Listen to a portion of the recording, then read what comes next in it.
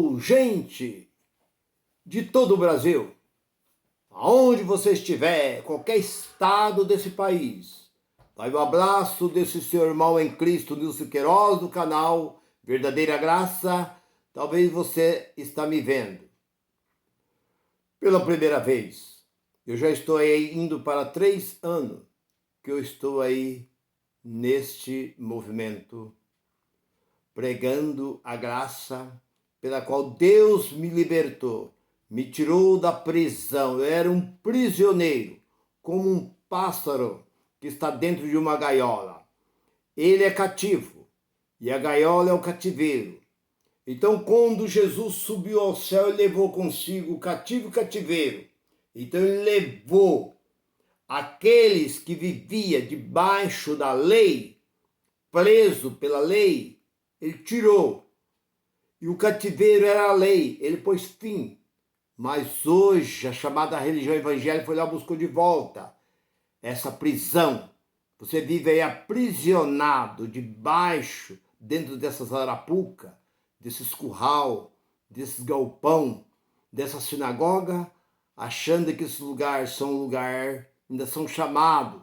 Eles colocaram um apelido aí, chamaram de santuário. Mas não existe santuário. Santuários são vidas. Não sabeis que vós são santuários de Deus? 1 Coríntios capítulo 3, versículo 16, vós são o santuário de Deus.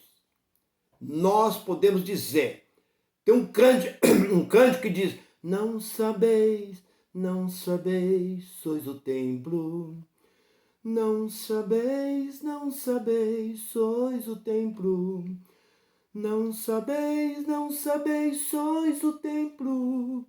Vós sois o templo onde habita Deus. Então, nós somos o verdadeiro templo do Espírito Santo, neste lugar. E eu tenho uma mensagem. E a palavra que eu tenho é essa. O apóstolo Paulo foi o verdadeiro evangelista da graça. Não teve outro. Porque Isaías profetizou sobre ele no capítulo 49. Ele fala desse apóstolo. No 42:6 ele também fala desse apóstolo. No 13:47 de Atos também fala desse apóstolo. No capítulo 1 de Gálatas e versículo 15, ele foi escolhido dentro do ventre da mãe dele para ser apóstolo do gentil. Então foi o único. Porque Pedro, quando ele disse, alguns talvez discordam, mas não importa se você concorda ou discorda, isso não faz diferença nenhuma, porque você não vai mudar a verdade de Deus. A verdade de Deus é uma só. Porque hoje as religiões, de uma forma geral, essas sinagogas que aí existem, com esses títulos bonitos, coloca essas fachadas, essas placas bonitas, constrói esses lugares bonitos, bonito para o homem, mas para Deus é uma imundiça. Para Deus não passa de um curral, de um chiqueiro, de um galinheiro, porque Deus não habita nesses lugares. Deus habita dentro do nosso espírito. No capítulo 8 e 16 de Romanos, que o Espírito Santo habita no vosso espírito. O Espírito Santo não habita nessa carne, que essa carne para nada. João capítulo 6 e 63. A carne para nada serve, ela não aproveita para nada, nem para sabão, isso aqui não presta. Se jogar para os urubu comer, talvez os urubu nem quer essa carne. Essa carne não serve para nada, foi o que diz Jesus. A carne para nada ela serve. Então o Espírito de Deus habita no nosso espírito, se você, eu, nós temos o Espírito de Deus. Porque no capítulo 9, no capítulo 8 e versículo 9, só é de Deus quem tem o Espírito de Deus. Então, você olha para o versículo 14, quem tem o Espírito de Deus, ele é guiado pelo Espírito de Deus. Se as suas obras são obras de Deus, você procede, você tem o Espírito de Deus.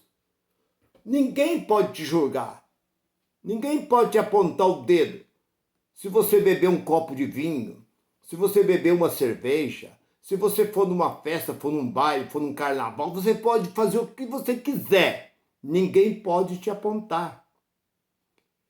Ah, mas nós não podemos.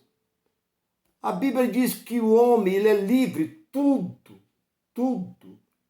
diz o apóstolo Paulo. Tudo posso. Nós podemos. Tudo é lícito. Nem tudo nos convém. Então, se você beber um copo de vinho, você vai ser condenado porque você bebeu um copo de vinho? Vinho era a bebida. Como hoje o café é a bebida que os brasileiros mais apreciam, o café. E o vinho era dos judeus. Os judeus comiam o cordeiro e bebia vinho. Os profetas bebiam vinho. Jesus bebia vinho, por isso que ele foi chamado de beberrão. Paulo bebia vinho, todos eles bebiam vinho. Por que que os homens hoje querem ser tão santos? Porque a carne não se santifica, meu irmão. Essa carne para nada ela serve. Se você beber uma cerveja, você vai se condenar por causa disso? Mas o que eu te aconselho é o seguinte: se você já deixou a cerveja, você deixou o vinho ou outros tipos de bebida, continua. Você está sentindo bem sem essa bebida? Talvez a sua carne vai experimentar um copo de cerveja, um vinho. Você pode gostar e começar a beber 2, 3, 4, 5, dali a pouco você está bebendo uma dúzia de cerveja, 1 litro, 2 litros de vinho. Então é isso que eu te aconselho a você não. Mas se você fizer isso, não há condenação nenhuma. Porque a graça não é uma desgraça.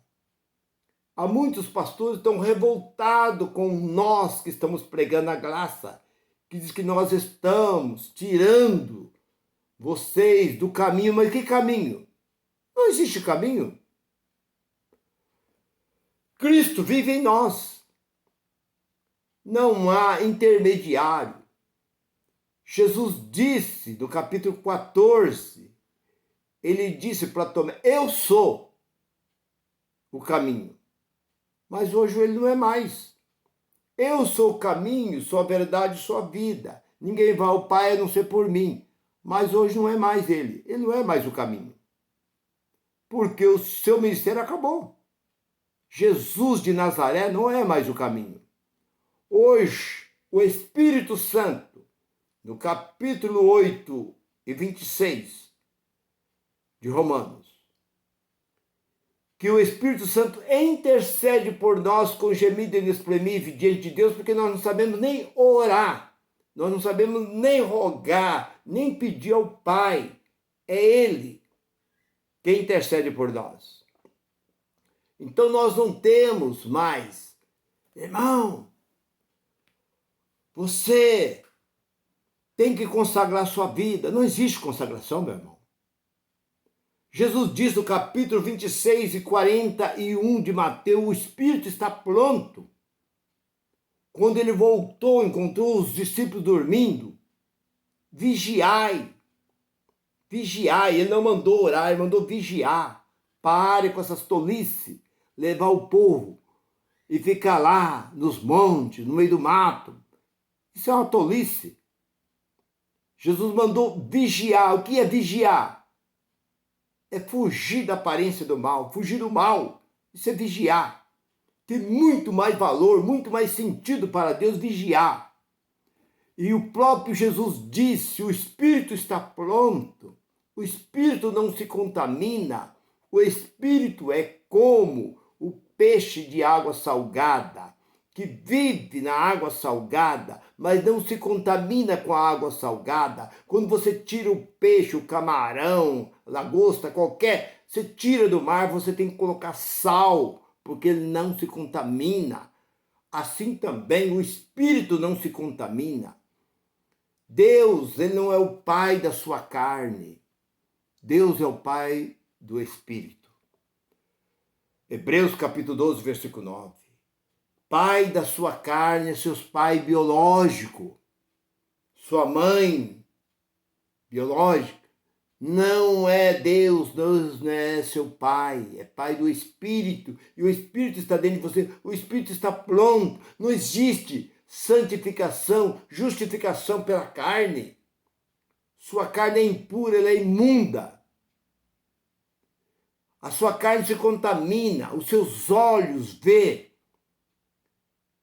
Irmão, mas nós fazemos jejum, nós nos consagramos, nós fazemos isso para que nós... Não, irmão. Essa carne, ela é impura. Ela nunca se justifica, se santifica. Para com essas tolices, ficar de joelho, ficar nessas reuniões de oração, berrando, gritando. A oração é feita em espírito. Segundo, nós olhamos ali para Efésios 6 e 18. A oração é feita em espírito. Rogamos ao Pai em espírito. E é o Espírito Santo que intercede. Jesus disse no capítulo 6, eu acho que lá pelo versículo 5 de Mateus, quando vós orar, entra no teu quarto. Fecha a tua porta e ora secretamente. Que o teu Pai te ouve. Não, ele não precisa te ouvir. Ele te vê. Porque Deus vê o que palpita dentro de você. É no seu interior que Deus olha. Deus não se engana com ninguém. Então, voltando para o apóstolo Paulo, foi o único levantado dentre os demais, e ele foi bem claro na sua palavra. Ele ficou sozinho por quê? Porque foi o único apóstolo que pregou a verdade de Cristo ressuscitado. Pedro, Tiago, João, nenhum deles seguiram.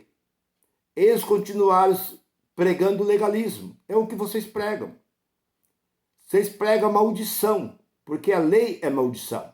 Capítulo 3 de Gálatas, versículo 10 e 11. Olha ali.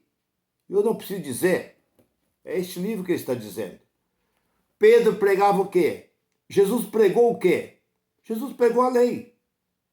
Jesus veio e cumpriu a lei. Ele diz no capítulo 5, 17 de Mateus, eu vim cumprir a lei. Eu não vim destruir a lei, eu vim cumprir. Quando ele acabou de cumprir a lei, ele saiu de cena. Então hoje não adianta você clamar por Jesus. Clama pelo Cristo ressuscitado. O Cristo que apareceu no caminho de Damasco, a Paulo, a Saulo. Esse sim, esse nós temos que clamar, porque nós somos morada e templo dele na nossa vida. Então, meu irmão e minha irmã, você que está me ouvindo, talvez você está preocupado com a sua veste. Você não vai andar com o seu corpo descoberto, mas se você colocar uma bermuda, que diferença faz? Se você colocar uma calça comprida, que diferença faz? Se você cortar o seu cabelo, qual a diferença que faz? Para que serve o cabelo? Se você colocar um brinco, se você colocar uma joia, se você pintar seus lábios, colocar um batom, se você pintar sua unha, que diferença faz? Essa carne não serve para nada. Você faça o que você quiser dessa carne. Ela não serve para nada. O importante é o que está no interior desse corpo, que é o Espírito, que é de Deus. A morada do Espírito é o céu. Filipenses capítulo 3, versículo 20. Qual é a cidade natal? É que nós moramos onde nós nascemos. A nossa cidade natal é onde nós nascemos. Você nasceu lá em Juazeiro, lá na Bahia, ou lá no Maranhão, lá em qualquer cidade, Imperatriz do Maranhão, Macabal, né? Santa Inês, cidades maravilhosas por onde eu passei, São Luís, você nasceu lá. Então você é sua terra natal. Ainda que você vive em qualquer outro lugar do Brasil, sua terra natal. Então, a terra natal do Espírito é o céu. Capítulo 3, versículo 20 de Filipenses. A terra natal do Espírito é o céu, e é para lá que ele vai voltar. Essa carne torna a terra, volta para a terra e torna a terra. Mas o Espírito volta para Deus. Então, quando o apóstolo Paulo pregou aquela mensagem, para que você entenda, no capítulo 1 de Gálatas, versículos 7 e 8, que ainda que nós, apóstolos, um anjo descer do céu pregando o evangelho desse que eu tenho pregado, diferente desse que eu tenho anunciado, seja um evangelho de maldição. E é o que vocês estão pregando. Vocês pregam as cartas de Paulo? Quando vocês pregam as cartas de Paulo, vocês dão só uma pincelada. Dá uma pinceladinha lá. Tudo posta aquele que me fortalece. Se Deus é por nós, quem será contra nós? Né? As coisas lá, dá uma pinceladinha lá em Paulo. Mas você não vê esses movimentos por aí trabalhar dentro das 14 cartas do apóstolo Paulo. Porque o único que Deus levantou foi o apóstolo Paulo. Ele foi abandonado por todos os apóstolos. Todos os demais o abandonaram. Mas ele seguiu o caminho, porque ele não estava preocupado em agradar homem como eu. Eu tenho centenas ou milhares. Eu não quero nem saber. 43 anos. Aos 40 anos. Pastor. Joguei tudo isso no lixo. Mas, irmão Deus, você não fica preocupado. Não estou preocupado com eles, porque o que importa é eu agradar a Deus, não agradar a homem, não. Eu não quero saber se eles gostam, se eles não gostam, que diferença faz. Se eles não gostam do que eu prego, queime esse livro. Destrói esse livro. Pega o livro da Maria Braga e começa a trabalhar, pega o livro do tio Patinha, pega um livro qualquer e deixa de usar esse livro como mentira, torcendo as verdades. Quando chega na verdade, eles pulam e vai para outro lugar.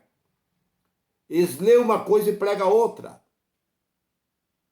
Pregando Mateus, Marcos e Lucas e João como fosse nova aliança. Como é nova aliança se o testador estava vivo?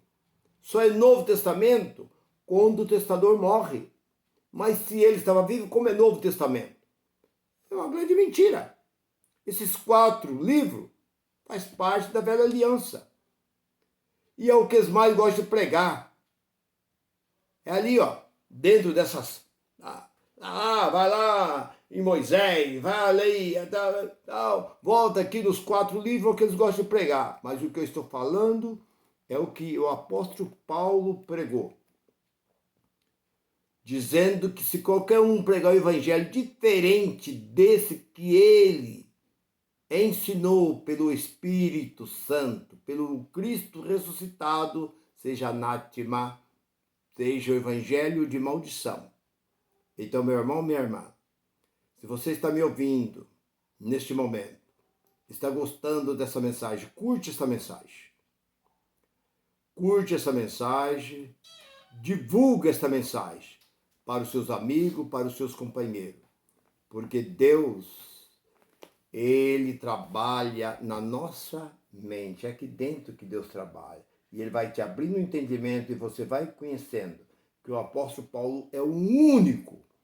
Porque ele disse, eu falo tudo isso do capítulo 16 e 25 de Romano. Falo tudo isso segundo o meu evangelho que estava oculto antes da fundação do mundo. E foi entregue para quem? Para Pedro, para Tiago, para João? Não, foi entregue a Paulo. E Paulo distribuiu a igreja, mas a chamada igreja repudiou e pegou Moisés de volta e trouxe. Mas nós da graça pegamos Paulo, que é o verdadeiro Evangelho de Cristo. Fique com esta palavra, que o Espírito de Deus continua iluminando cada dia mais o seu caminho e a sua mente. Graça e paz para todos.